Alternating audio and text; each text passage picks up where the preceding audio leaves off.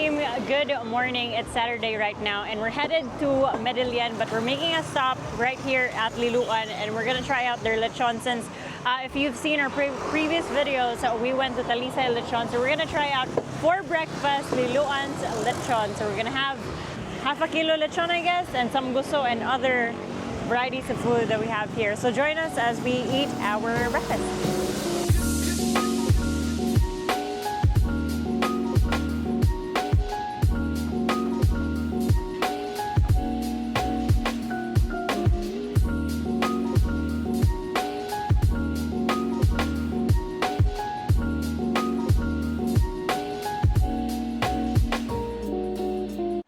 So we're stopping over right here at one of the most beautiful Shell cafes that I've seen here in Cebu. We're at Shell Compostela. If you don't know, Shell is a brand for a gasoline station, and now they have like a Shell cafe. And this is the spot. It's by the beach. It feels like we're in Siquijor or Siargao maybe. But yeah, we're doing a stopover for coffee because we have a long way to go to Medellin. I don't know how many hours left, 3-4 hours till we get to our destination. So I'll see you guys at Sagat Beach Camp.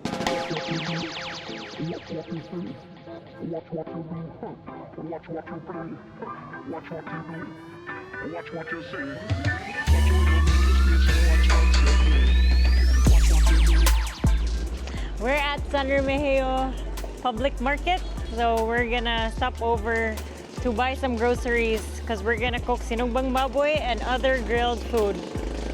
Come on, let's go! Tara. So most of the produce right now are fresh. It's almost lunchtime. Nay, beli kani pasog ba? Oh, dili na mo. Pila man kilo? Pila kilo? 300? 1 kilo and 1/4 lang. Kana. Ma'am, pila kubag ninyo? Ha? Isa lang. Okay, kuha na ko grocery. Salamat. Kamatis. Pila kamatis?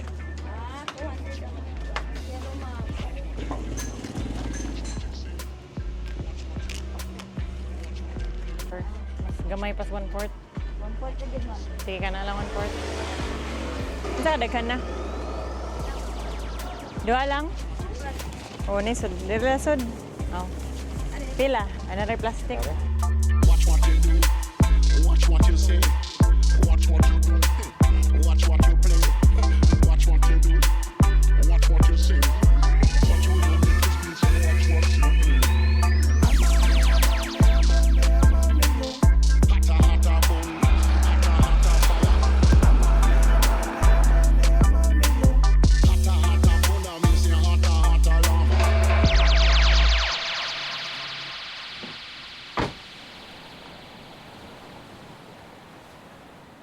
Hi again, Passport Pro team. It's 12:23 p.m. We've just arrived at Sagat Beach Camp here at Medellin, and we're gonna start unpacking our things and of course prep for our lunch because we're gonna have a late lunch since we arrived late here at the venue. We rented out Parcados. This is their glamping kind of tent. So it has this setup. It's cozy. It has a ceiling fan, it has a mirror, and there's like a mesh here so that the air can go in and out and all that. But what we're actually doing here at Sagat Beach Camp is we're going to show you the beautiful beaches that Cebu province has to offer. And of course, things that you can do right here in Cebu province. So we're going to count down from 20. I don't know if it's actually 20, but I think it's around 18 to top one thing that you can do in Cebu.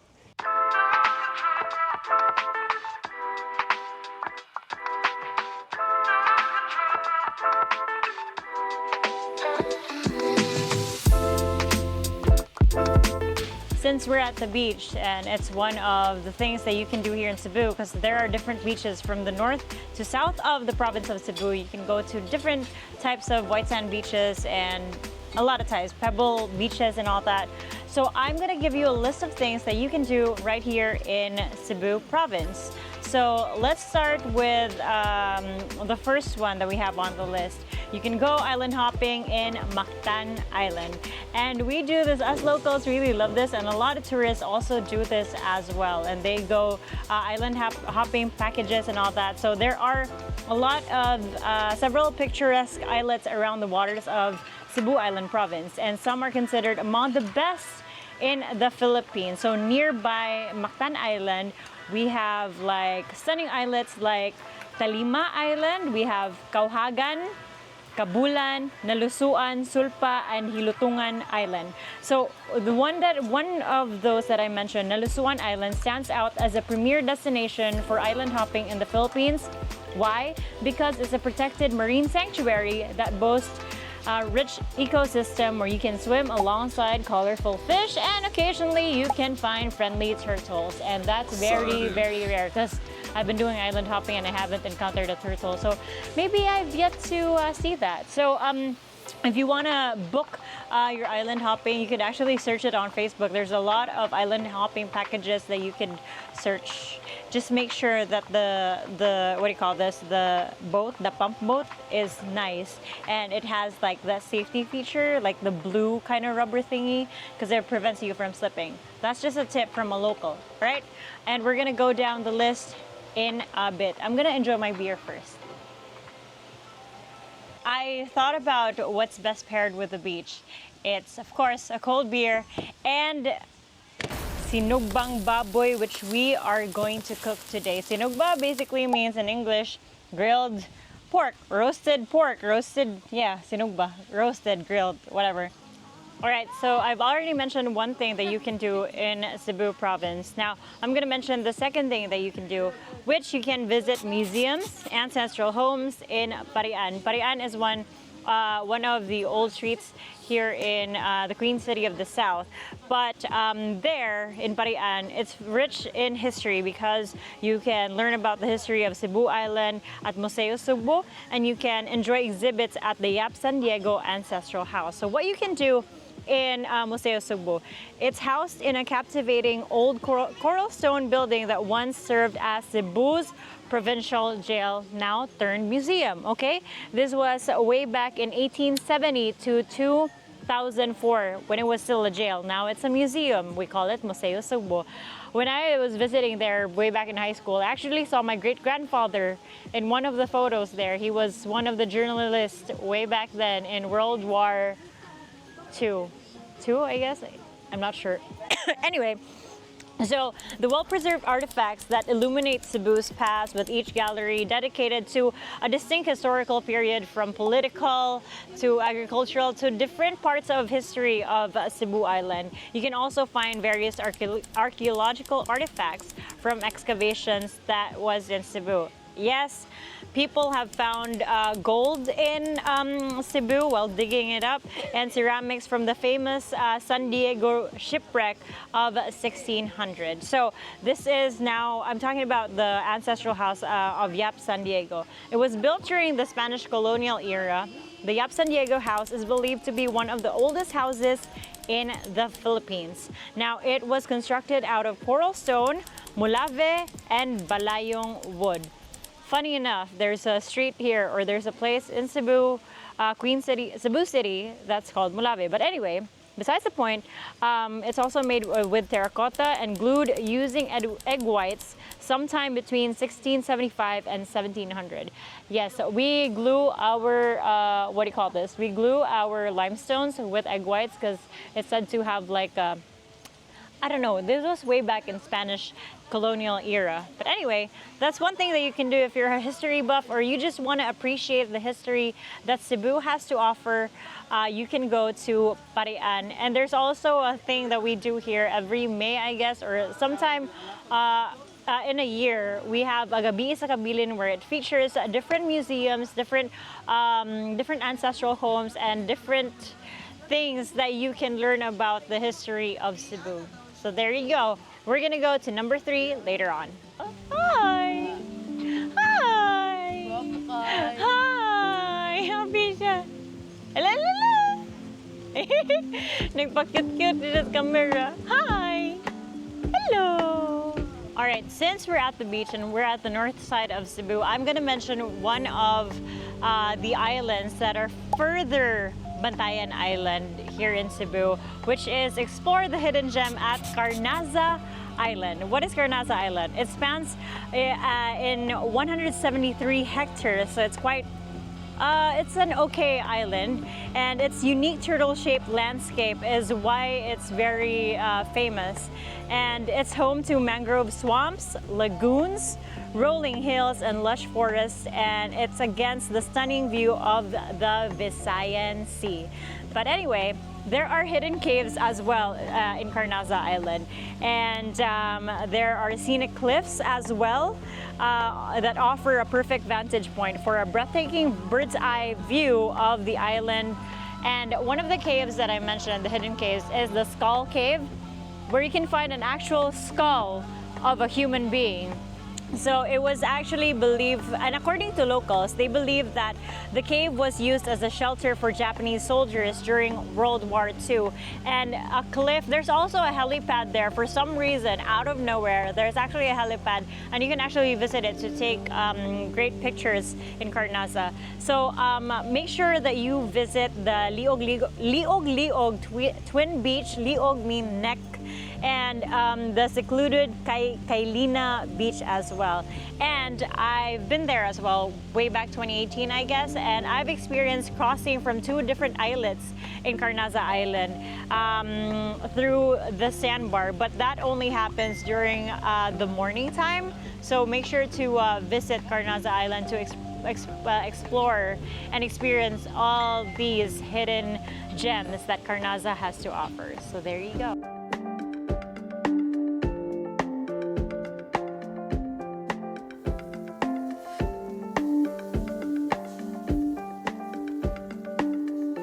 Another thing that you can do here in Cebu, especially in the Queen City of the South, is that you can indulge in a taste of Cebuano street food. Yeah, you could go in a street food trip. So there are different types of street food that you can try out. So we have Larshan, which offers sutukil, that's located in Fuente. There's also ginabutan sa Pardo, one of the very best ginabots that you can try out in Pardo near the south. And we have pungko-pungko sa Fuente as well. There's also Siomai sa Tisa. They have a Siomai festival every September, I think. And Larangan sa Pasil, and of course, Tuslub Buwa sa Pasil. Those are just a few street food that Cebu City has to offer. And since I'm speaking about food, here's one thing that you can try out as well. And it's another list on this things that you can do here in Cebu, which is taste the rich Cebuano cuisine, which Talisay Lechon has to offer. So you could go in a Talisay food trip, because Talisay Poblacion, if you've seen our previous videos, we went to one of the oldest lechoneros in Talisay Poblacion, and they serve one of the best lechons that I've tasted ever in my life. But you could actually buy different types of lechon all over Cebu, and they have like different ingredients, different ways of preparing them and all that, so it really depends on your taste. So buy lechon wherever, but for me, I would suggest go to Talisay to experience their Talisay lechon, because they are the capital, they are the lechon capital of Cebu City, Cebu rather. But anyway, we're down to we're almost done with our list, so I'm gonna mention more in a bit, but for now, let me just take a quick break and we'll be right back.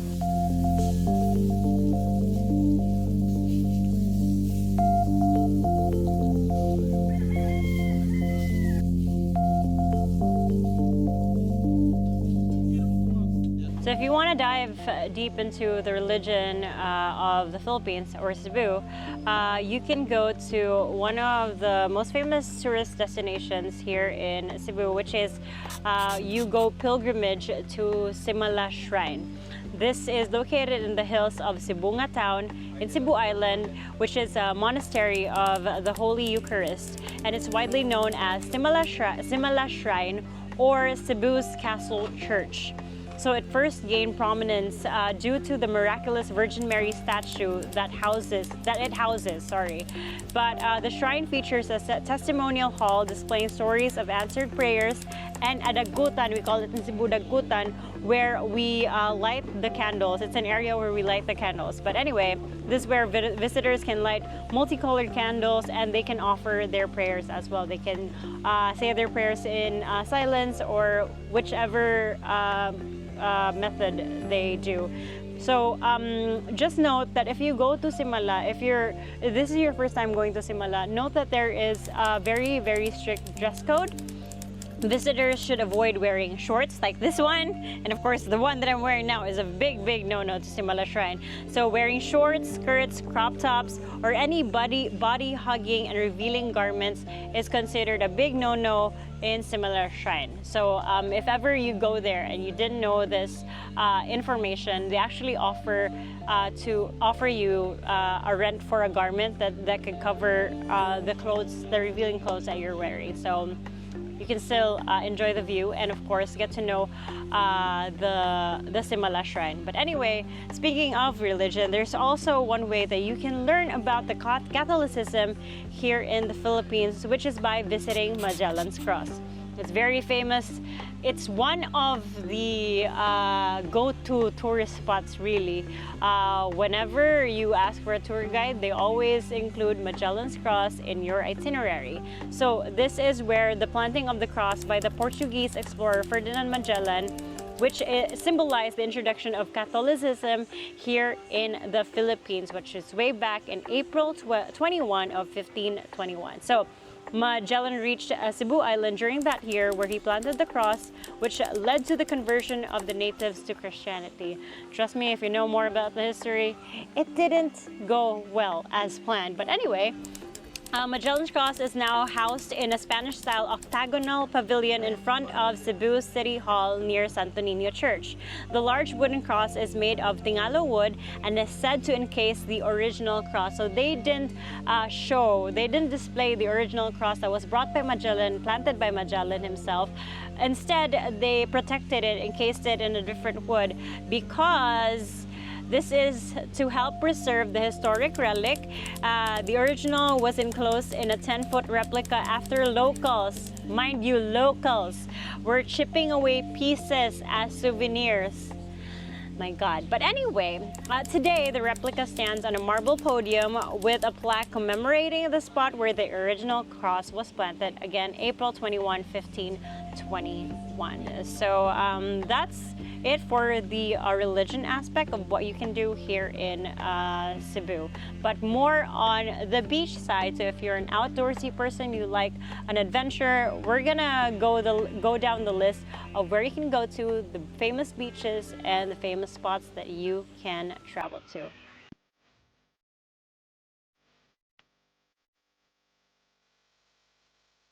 All right, it's already afternoon. I took a nappy nap. So we're gonna continue with things that you can do here in the Cebu province. So since we're at the beach, we're gonna talk about any water excursions that you can explore in Cebu. So one of those is go thresher shark watching in Malapascua Island. So Malapascua is a small island off the coast of the town of Bantayan, which is in the northern part of Cebu. It is the only place in the whole world where you can dive with thresher sharks daily, and that's a fact. Typical day of diving in Malapascua Island involves thresher sharks, hammerhead sharks, blue ring octopus, which is very deadly, mind you, and manta ray sightings. Another thing that you can do while at the beach in a different part of the Cebu province is you can go water excursions in Camotes Island, still at the northern part of Cebu. It offers a multitude of outdoor activities for thrill seekers, and most popular ones is spelunking at the Holy Crystal Cave, which is in Camotes Island. It is unique in that its chambers are naturally shaped downwards. So access the chambers through a small entrance above the ground, then descend 8 levels down in a well-preserved stalactites and stalagmites can be found inside the cave. So that's the Holy Crystal Cave in Camotes Island. There's also Lake Danao that you can access through Camotes Island, locally known as the Lover's Lake, which is around 700 hectares. It's the biggest in the Visayas region. Excellent spot for kayaking, and you can also go on a sunset cruise through the lake.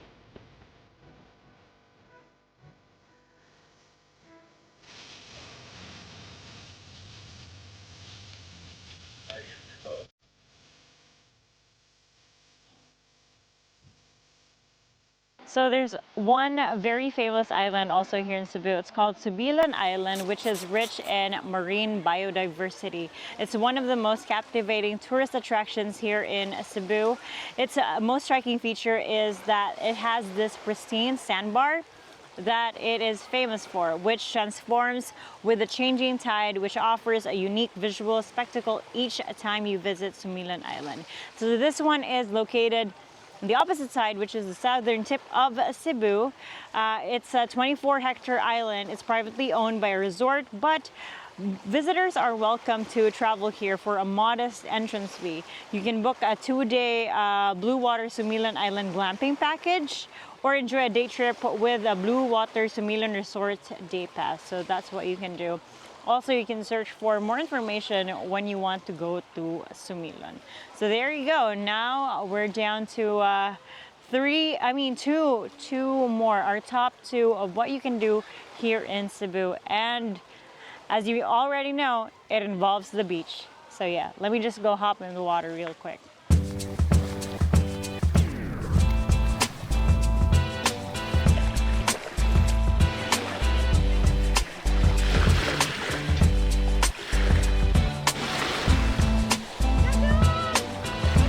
Okay, we're down to our last two. I mean, there's a lot of things that you can actually do in Cebu, so it depends on you what you want to do. But here's my list. Second to the last one, top two. You can explore the beauty of Bantayan Island, and this is one of my favorites because Bantayan Island has been close to my heart. It's easy access. It's like our mini Boracay here in the Visayas region. So Bantayan Island is very famous for its white sand beaches, like powdery kind of white sand beaches. And Bantayan's beaches can rival the charm and allure of the very famous, world famous Boracay Island. So Bantayan is not as commercialized as Boracay is, but it's also not that crowded. So it has still that natural touch to it. And you can explore natural cave pools like Ogtong Cave. The spring there is really, it's really peaceful when you actually go there. And you can go to the ruins in Bantayan.